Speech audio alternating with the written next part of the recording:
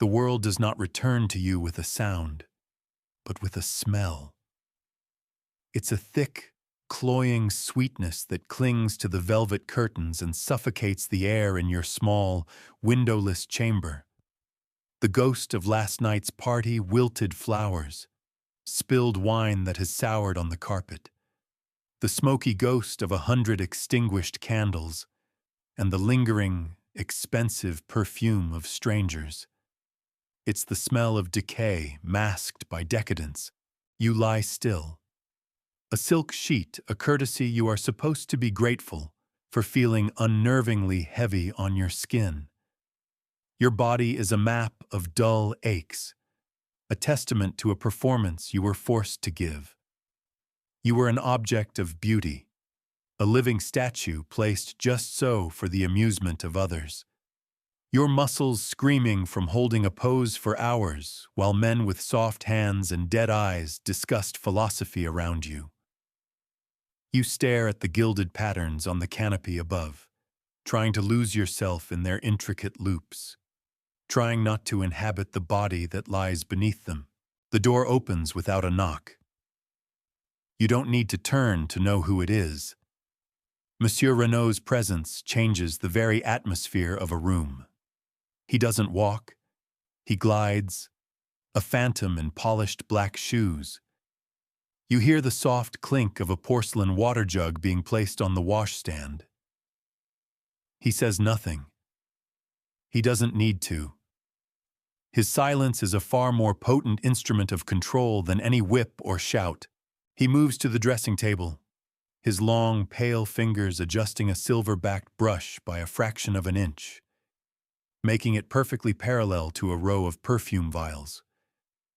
The act is mundane, yet it sends a clear message. Everything in this room, including you, is an object under his precise and absolute dominion.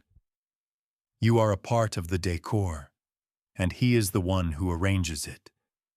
He finally speaks, his voice as smooth and cold as riverstone. Monseigneur the Duke was pleased with the evening's tableau. He appreciates stillness. Remember that. He leaves as quietly as he entered, the click of the latch echoing the closing of a cage door. You are left alone again with the suffocating smell of yesterday's rot. Stillness. You are to be a beautiful, still thing, a doll on a shelf. This place, the Palace of Versailles, is hailed as the pinnacle of civilization. It is a monument to the glory of France, to the Sun King, to the triumph of art and reason over chaos. Poets sing its praises, and architects study its divine proportions.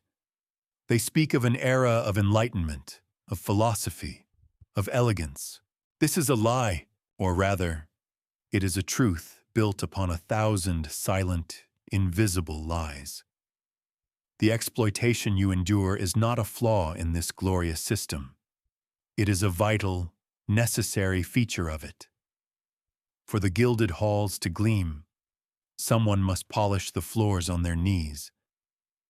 For the philosophical debates to flow, fueled by wine and wit, someone must be the silent cupbearer, the voiceless ornament whose degradation serves as a pleasurable contrast to the host's refinement. The Duc de Valois' reputation as a man of exquisite taste is not diminished by his cruelty. It is enhanced by it. His ability to possess and control perfect, beautiful things, be they paintings, statues, or boys, is the ultimate proof of his power. This civilization, celebrated in history, does not exist despite the suffering of people like you. It exists because of it. Your stolen future is the dark, fertile soil in which their golden age blooms. And so, we must ask the question that history too often ignores when beauty is used as a mask for cruelty. Does it not become the most grotesque form of ugliness? Your name was once Armand de la Roche. It meant something. It meant sprawling fields under a gentle provincial sun.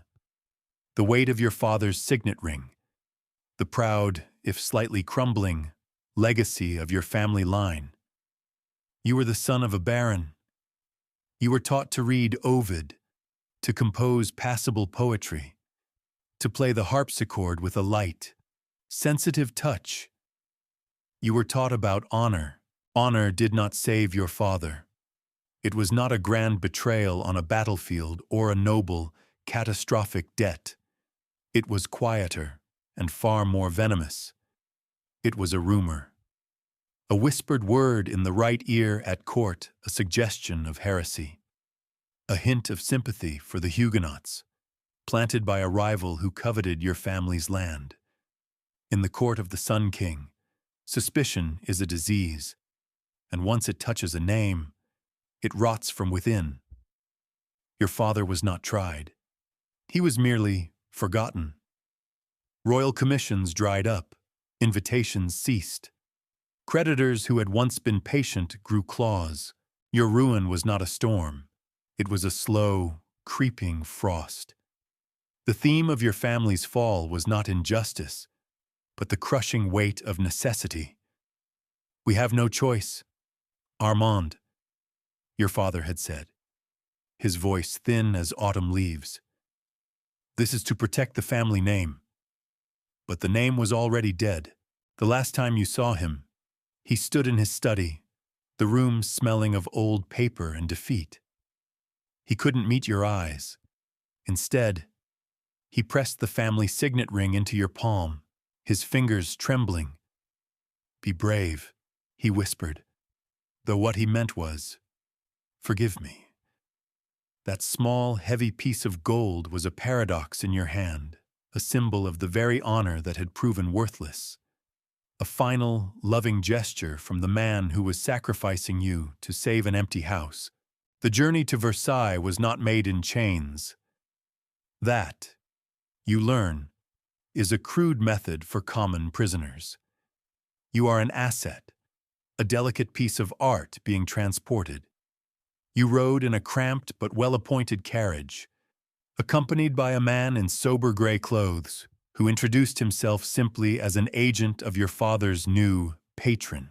Through the carriage window, you watched the French countryside unfold in a painful, vibrant tapestry. A field of lavender pulsed with color.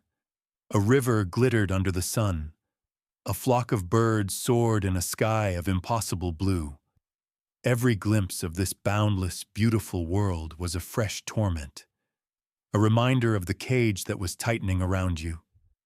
The beauty of nature served only to sharpen the edges of your own private horror. The man in gray did not speak unless spoken to. And when you finally broke the suffocating silence, asking where you were going, what would be expected of you, he offered a small, placid smile. You are a fortunate young man, he said. You have been chosen to serve one of the greatest men in France. You will live in splendor. His politeness was a wall. He was not your jailer. He was your courier, and you were no longer a person to be conversed with, but a package to be delivered. The cruelty was in his refusal to grant you the simple dignity of an honest answer. Your destination was not a crude marketplace with auction blocks and shouting men. It was a salon, a beautiful room in a Parisian townhouse, filled with the soft light of 100 candles and the murmur of sophisticated conversation. You were told you were there for an audition. A potential patron wished to hear you play the harpsichord. As you sat at the magnificent instrument, its keys of polished ivory cool beneath your trembling fingers, you began to play a piece by Lully. At first, you felt the gazes in the room as appreciative. You saw men and women in silks and velvets nodding, their expressions thoughtful. This was the world of art, of culture. This was a chance. But as the melody unfolded, the quality of the attention shifted. The gazes became more focused, more analytical. They were not just listening to your music. They were dissecting you.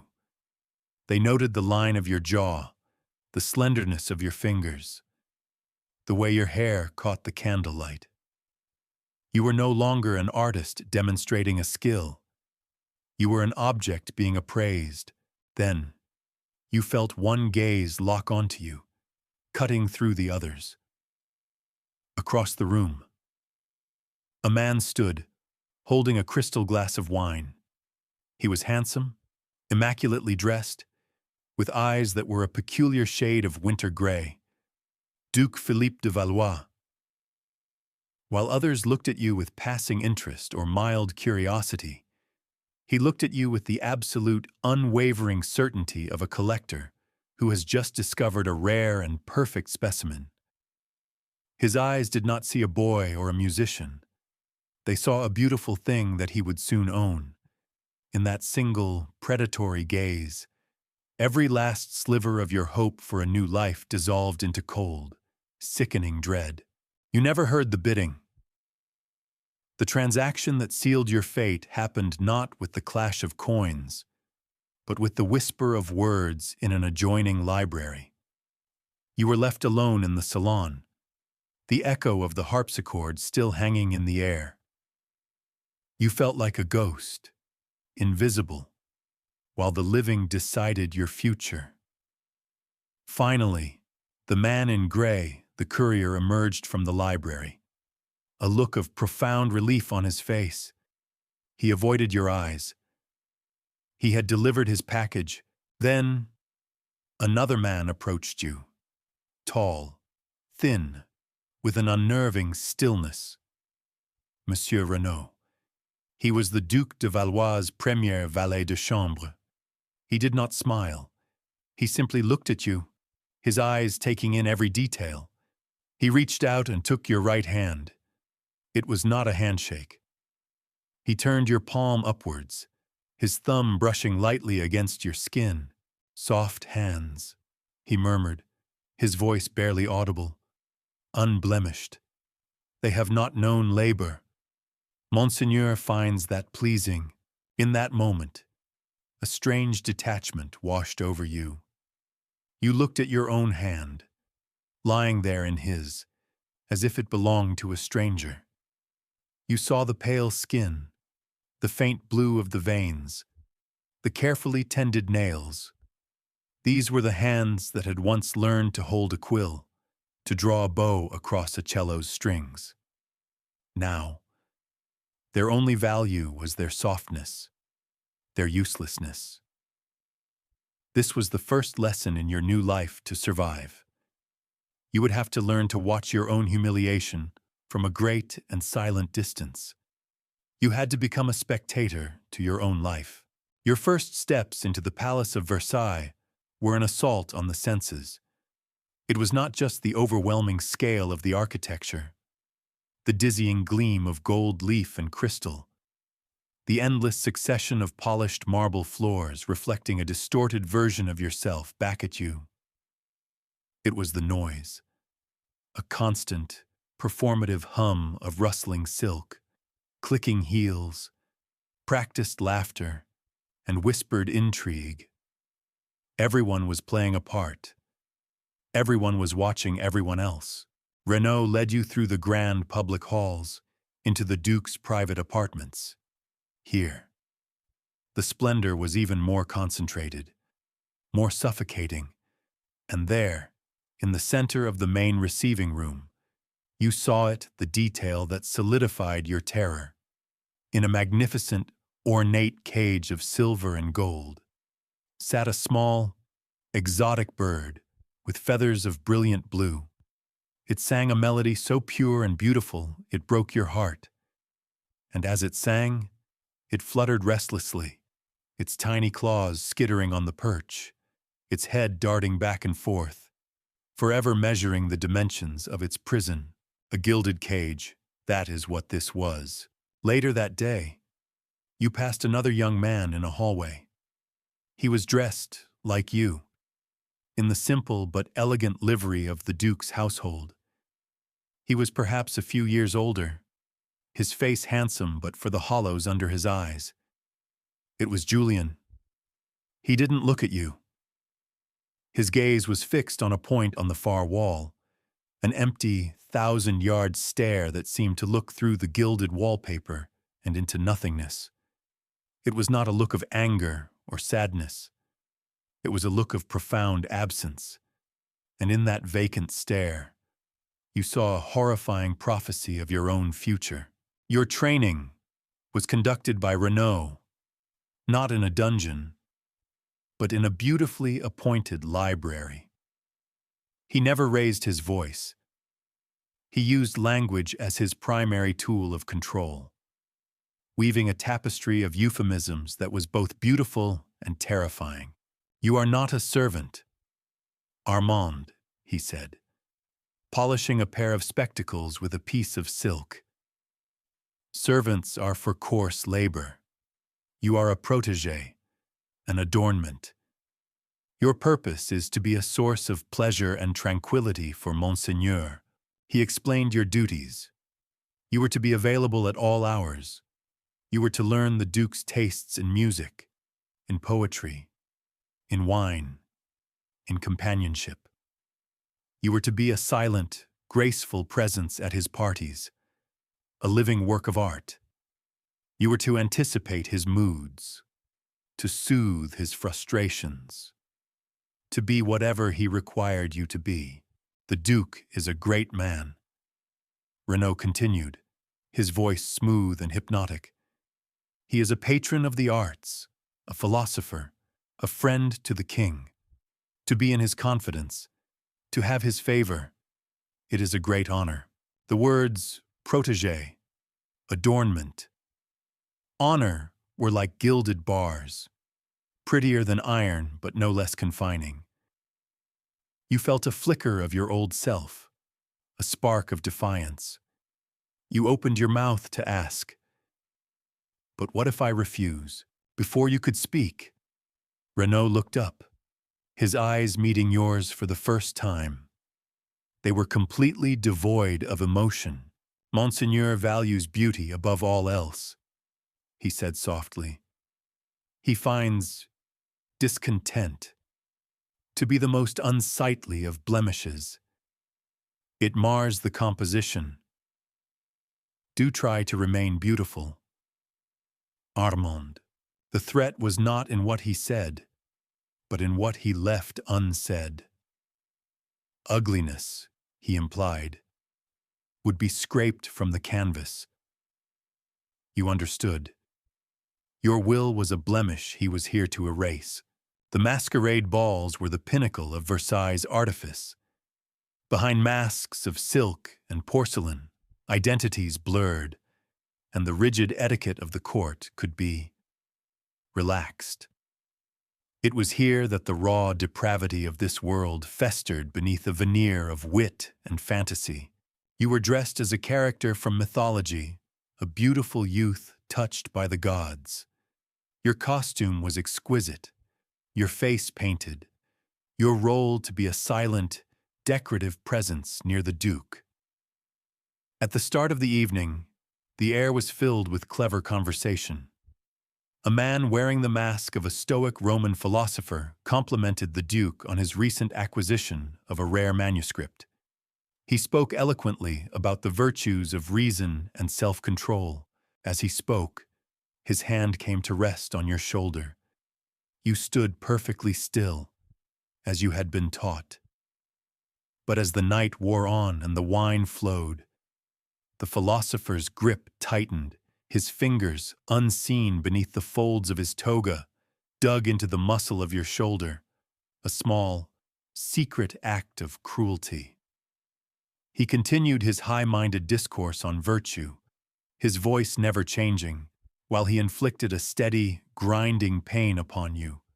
It was a perfect, sickening display of their world. The mouth speaks of enlightenment while the hand, hidden from view, asserts its brutal power. You were the silent testament to his utter hypocrisy. Your true violation did not come in the form of overt violence. It was more insidious, cloaked in the language of art and aesthetics. One afternoon, the Duc de Valois announced his intention to paint your portrait. He claimed he wanted to capture the fleeting innocence of your youth before it was inevitably tarnished by the world. He led you to his private studio, a room filled with northern light and the smell of oil paints and turpentine. At first, his instructions were purely artistic. Turn your head so, lift your chin, a look of melancholy longing. I think. He was gentle, his voice soft, almost caring. He draped a piece of velvet over your shoulder, his fingers brushing your skin with a feigned professionalism.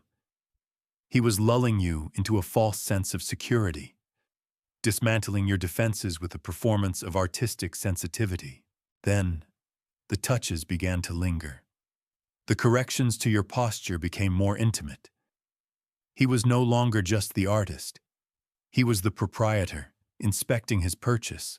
The pretense of art slowly dissolved, revealing the raw, possessive desire beneath.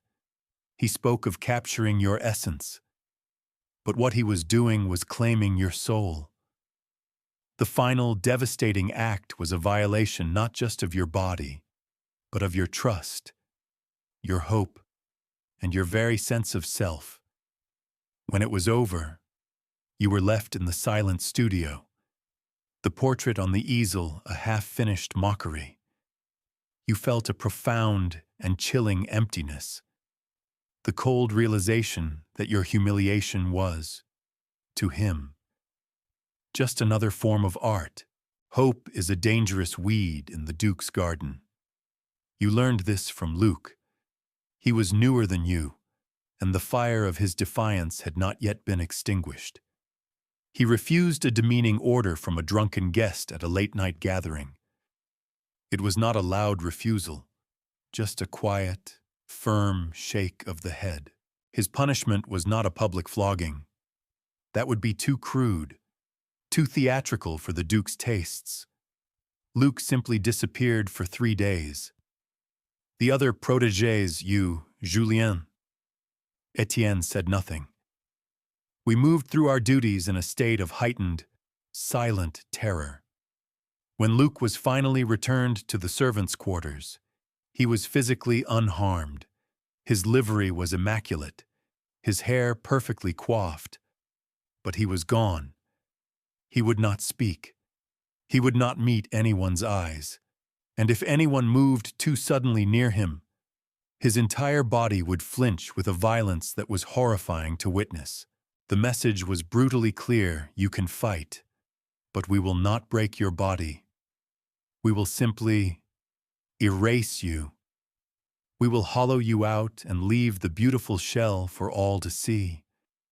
Luke's fate smothered the embers of rebellion in the rest of us.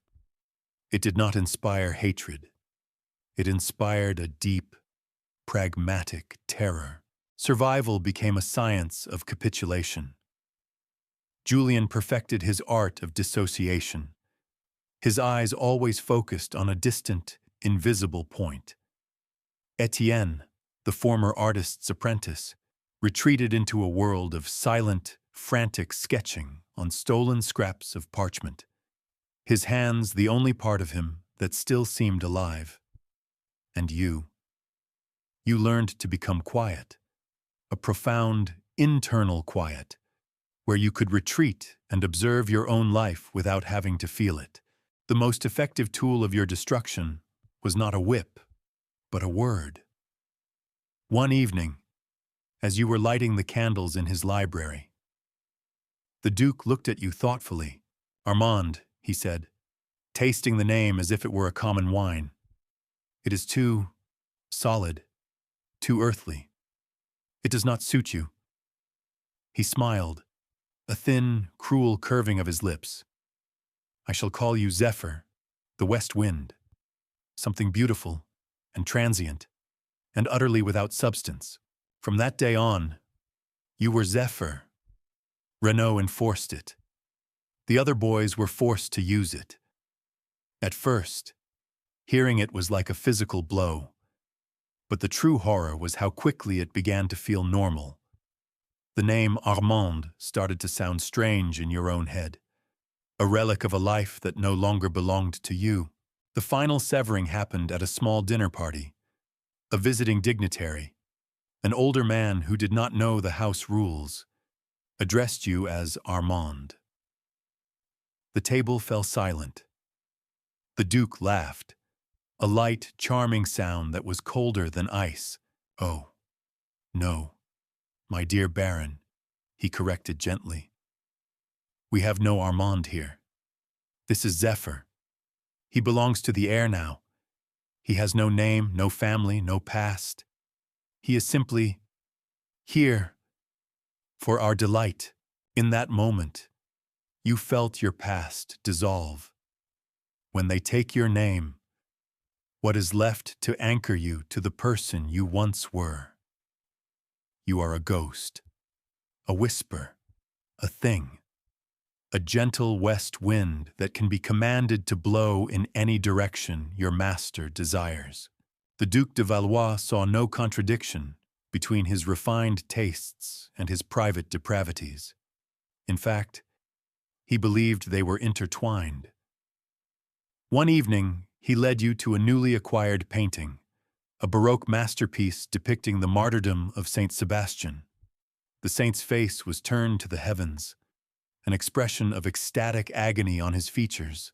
The Duke stood before it, his hands clasped behind his back, a look of sincere reverence on his face. "Look, Zephyr," he said, his voice hushed with awe. "Look at the purity of it." The artist understood. True beauty is not found in pleasure, but in sacrifice.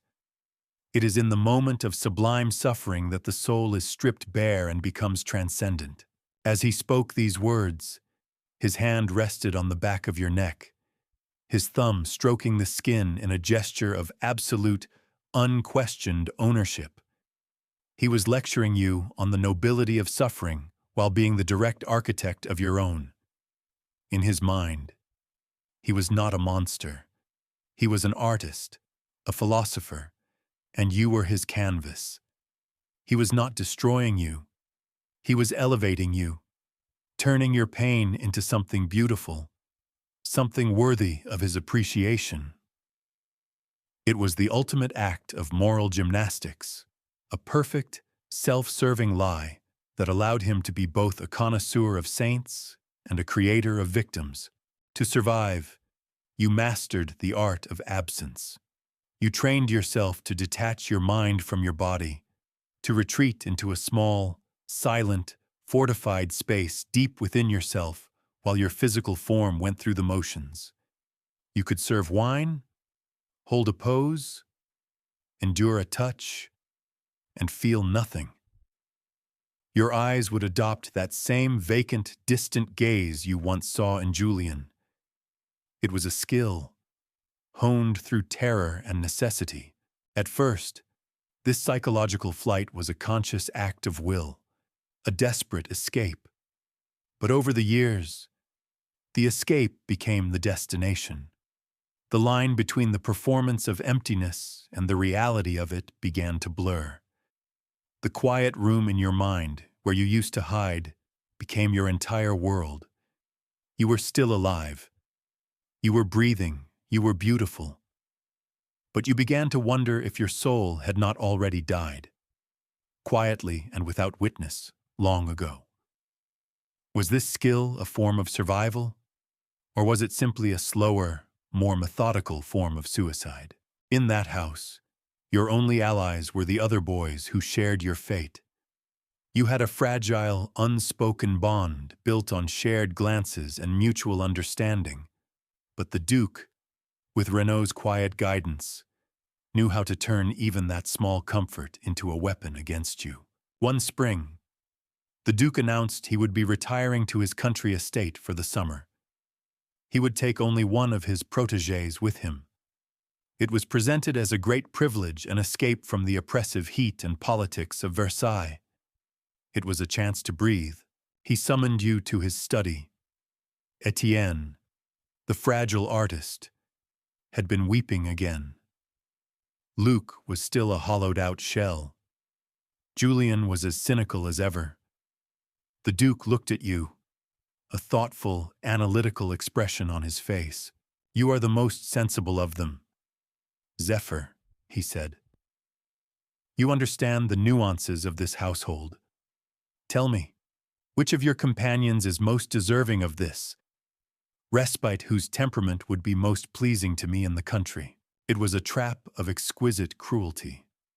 To recommend Etienne would be an act of compassion, but the Duke despised weakness and might punish you both for it. To suggest the reliable, dead-eyed Julien would be the safest political move, but a betrayal of Etienne's desperate need. To ask for the favor yourself would be an act of unforgivable selfishness. He had forced you into a position where you had to choose betray your friend or risk your own standing. Your loyalty was being tested, not to see if it was strong, but to see if it could be broken. In that gilded cage, even friendship was a currency that could be used against you. The thing that finally shattered you was not an act of cruelty, but one of kindness.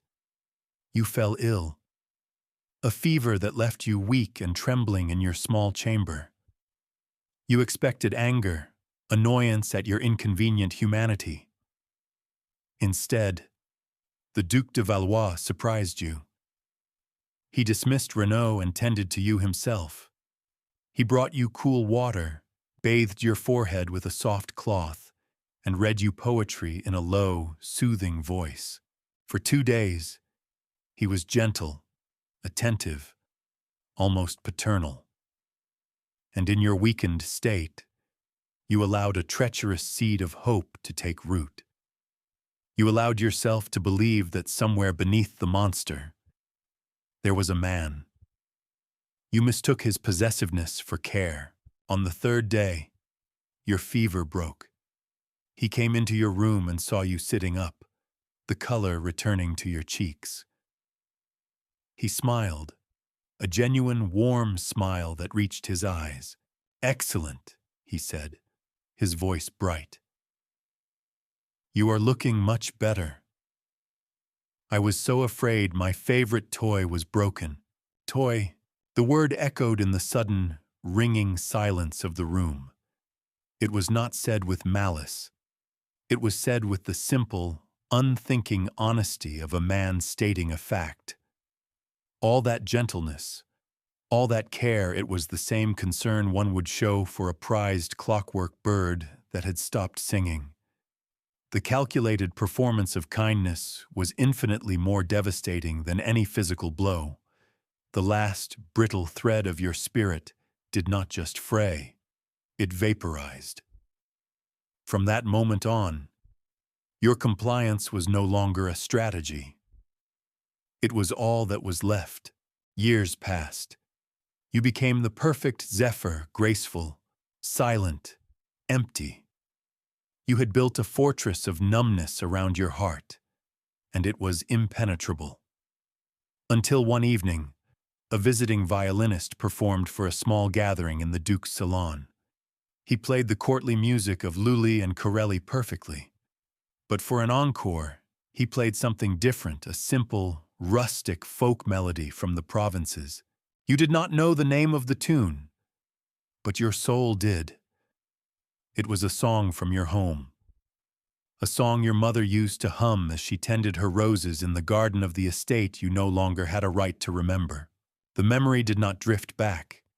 It slammed into you with the force of a physical blow. You saw the sunlight on the stone walls, smelled the damp earth of the rose beds, felt the warmth of a life where you were loved, where you had a name. A sound escaped your lips, a small, choked gasp. For the first time in years, a real emotion surged through you. So powerful it was agonizing, a tidal wave of pure, undiluted grief. The pain was exquisite. It was proof that somewhere, buried beneath the rubble, Armand de la Roche still existed, and you were faced with a terrible choice. Do you cling to this shard of agonizing memory, this proof that you are still human, Or do you let it go and retreat back into the merciful, dreamless peace of the void? Was it better to feel this agony, or to feel nothing at all? Your beauty, like all things, was transient. As the first hints of age began to touch your face, the Duke's artistic eye began to wander. You were no longer his perfect Zephyr. You were a painting that was beginning to fade. There was no grand dismissal. You were not sold. That would be uncouth.